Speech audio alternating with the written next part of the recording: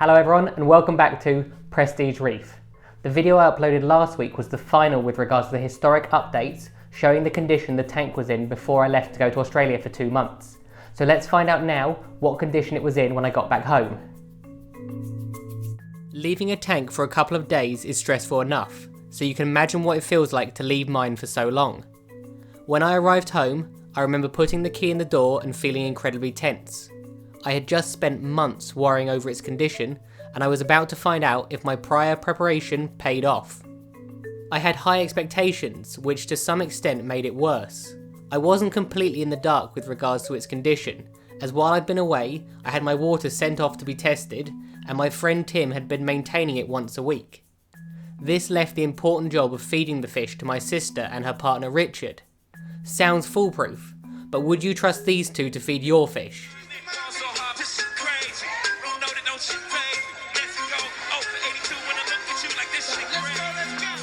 Having said that, they all did a brilliant job. Everything had been going smoothly until the day before I got on the plane, when I received this text message from Tim, explaining that there had been an issue with the auto top-up and that it appeared to have stopped working.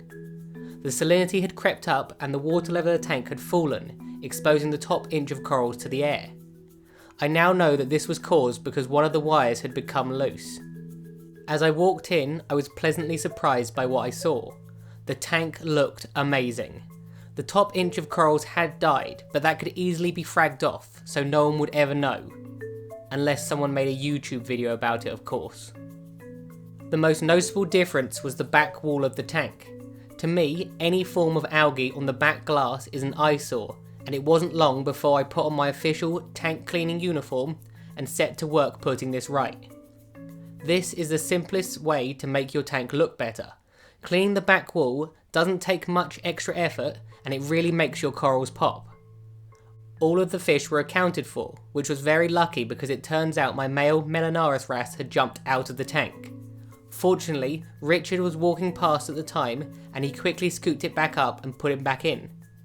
Although I wasn't there, the chances are the Melanaris was getting frisky with his lady friend, as they can be quite energetic when spawning. I've only seen them do it a couple of times, but I've yet to catch it on camera for you all. With regards to the corals, they were in better condition than I thought. 95% of them were as I left them, with the biggest issue of the remaining 5% being that their growth was so explosive they had started growing in and over each other, stinging and shading each other out. It's amazing how quickly, when left untouched, corals in a thriving tank will start turf wars with their neighbours. We all look at our tank sometimes and wish we had done something slightly differently. This is exactly what I'd do differently. Give the corals more space. When you have an empty tank, you want to cram in as many frags to fill the emptiness as quickly as possible. A year down the line and all your frags have turned into small colonies, which are now struggling to find space to expand. If I had started again, there would be a 6-inch gap between corals, and I would have taken more consideration with regards to their growth rate and pattern when it comes to where I place them. A good example is my purple digitata. This coral grows rapidly and straight up. I feel that this would be better suited at the back of my display rather than the front, as it now hides the corals growing behind it. Now on to the bad news. The only thing that appears to have taken a significant downturn is my Dorasa clam, which seems very peculiar as my other clam, right next to it, has grown significantly. At the moment, it's still alive and it does react to stimulation, but it appears sluggish in comparison to when I left. I'm going to start feeding it a range of powdered and liquid foods to try to build its strength, and if that doesn't help, I'll move it to a different location.